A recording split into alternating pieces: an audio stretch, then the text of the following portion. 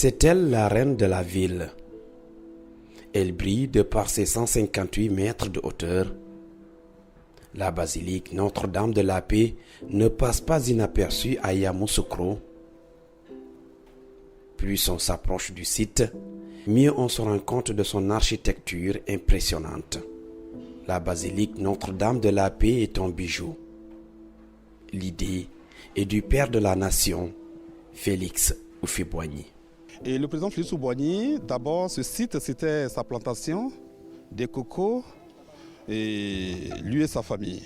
Mais il disait quoi? Il disait qu'on dépense plus pour la guerre que pour la paix. Et pour cette paix qui a régné pendant son règne, il aimerait faire une offrande à Dieu. Alors, sa famille et lui ont fait un don de 150 hectares de la plantation, de cocos, pour la construction de cette basilique. Elle est bâtie sur une superficie de 150 hectares, 130 hectares clôturés. Les 72 abritent ces bâtiments construits pendant 3 ans, entre juillet 1986 et septembre 1989. Et la basilique en elle-même se compose de 3 compartiments. On a le déol qu'on appelle l'esplanade. Il y a le contour de la partie ronde qui est le parvis couvert. Et la partie ronde qui est le sanctuaire, le cœur de l'église. Et je vous dis que le contour de la partie ronde, qui est le parvis à la forme d'une croix latine. Le péristyle qui constitue l'esplanade des dehors à la forme de bras ouverts, qui nous accueille avec amour dans le sanctuaire.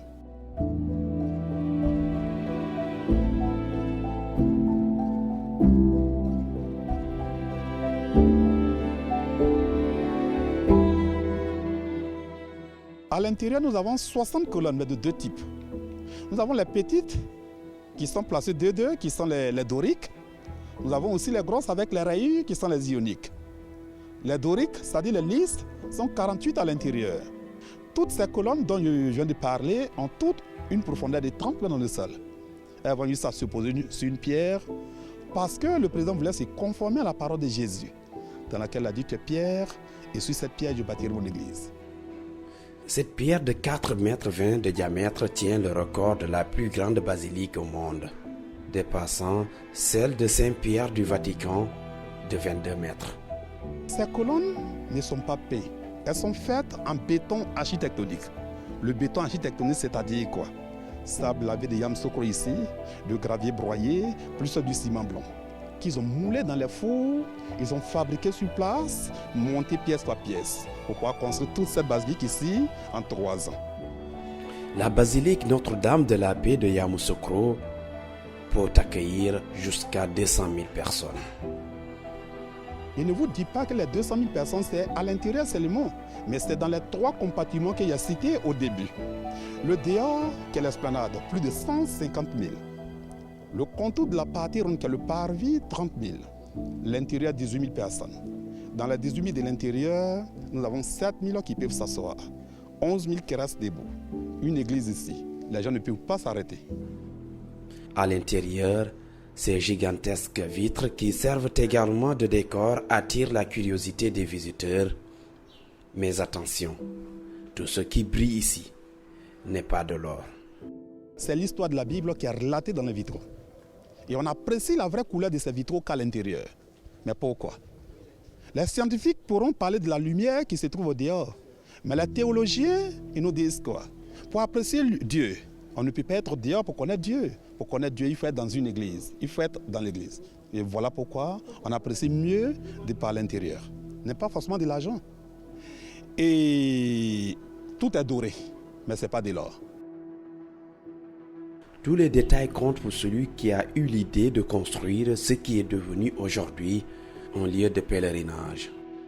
Des bancs faits de bois local qu'on appelle le kotibé, en passant par la climatisation, même le revêtement de la basilique est assez spécifique.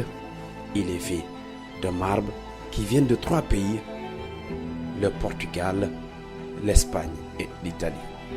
Les grilles que nous voyons par terre, c'est un système de climatisation. Et ce système de climatisation a été mis en place par une société ivoirienne qu'on appelle la société S3E. La finition des grilles de ce système a été faite par les étudiants de l'INPHB, les grandes écoles de Yamoussoukro ici. Ces rang de climatisation se retrouvent devant chaque porte. Il y a 22 portes. Lorsqu'il y a de grandes cérémonies à l'intérieur, le système est mis en marche. Ça monte à 4 mètres au niveau des portes. Ça forme une couche d'air climatisé à 4 mètres de hauteur dans toute la salle.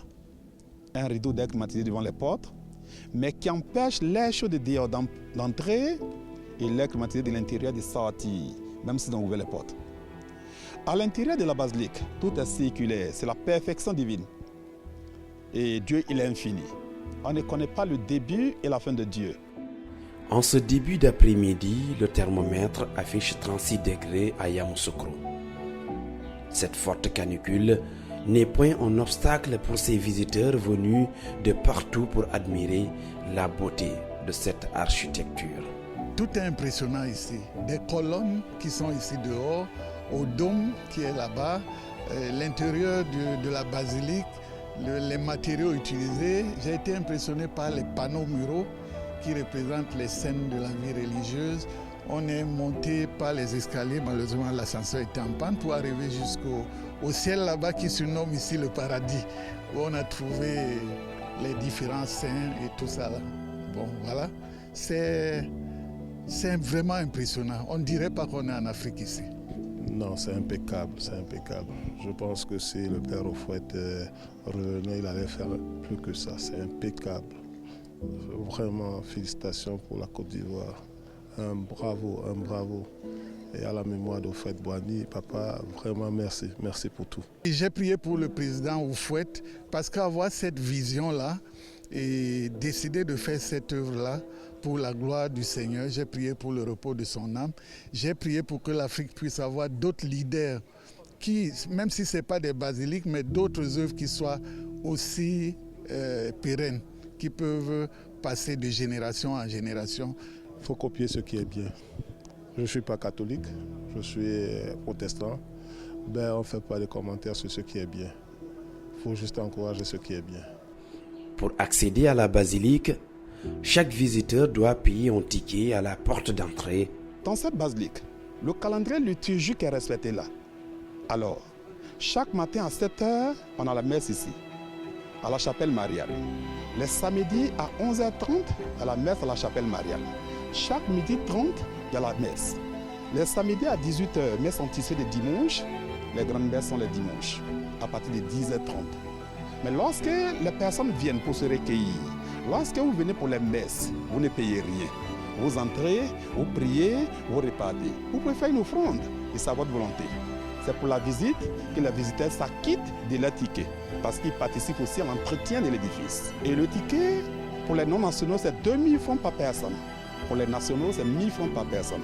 Que tu sois corps habillé, national ou non national, c'est 500 francs par personne. La basilique n'est pas qu'un endroit pour les touristes. C'est également un lieu de culte. Dimanche, jour du Seigneur. Les fidèles catholiques empruntent la voie qui mène à la basilique Notre-Dame de la Paix pour écouter la parole du Seigneur. Le service de l'hôtel doit se poursuivre dans le service à l'école, doit se poursuivre dans le service à la maison. Les fidèles ont été emportés par la parole du Seigneur, dite par le prêtre, frère Pierre Marignan, dominicain sénégalais, vivant à Yamoussoukro. C'est un exercice dominical qu'on fait tous les dimanches. Et puis bon, c'est une manière aussi de faire la mission à nous confier par l'Église et que nous exerçons avec joie. Donc comme le dimanche c'est le jour du Seigneur, nous nous rassemblons, nous nous réunissons pour écouter la parole de Dieu, prier ensemble, prier les uns pour les autres, prier le monde. Je voulais la voir parce qu'il y a 35 ans quand je suis partie. Voilà, et je suis ravie, comblée pour l'année, pour toute ma vie, je pense. Depuis hier, ça n'allait pas dans ma tête. Ce matin, je me suis levé, quand je viens ici, je suis en famille au 220, c'est pas loin de la paroisse La Visitation. Je me suis levé tôt pour faire la messe de 8h30. Et puis quelque chose m'a dit, pourquoi tu vas aller à la messe de 8h30 ? Il y a longtemps, tu n'es pas allé à la basilique, va à la basilique.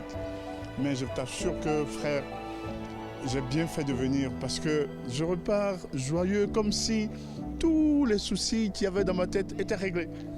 Et parce que c'est réglé. Je me dis que faille mettre la foi, développer l'amour, comme il a dit, la fraternité, la convivialité, il n'y a rien de tel. Donc je repars déchargé du fardeau que j'avais sur ma tête. L'amour entre fidèles, l'entraide, était la quintessence de son sermon. Aujourd'hui, il y avait un texte assez moralisateur, si on le prend à la lettre. La première lettre de Paul aux Corinthiens, et qui peut porter préjudice à tous les fidèles. Voilà quoi. Donc nous avons essayé de l'expliquer de telle sorte que ça ne prend pas un ton moralisateur, un ton accusateur, un ton qui condamne, mais un ton qui aide à prendre conscience que certes nous sommes pécheurs, mais c'est dans le fait d'être péchés que Dieu nous aime et qu'il s'est révélé à nous, et que la prédication était essentiellement une prédication de la miséricorde de Dieu et de son amour pour chacun de nous, alors même que nous sommes pécheurs, comme le rappelle l'Épître aux Romains.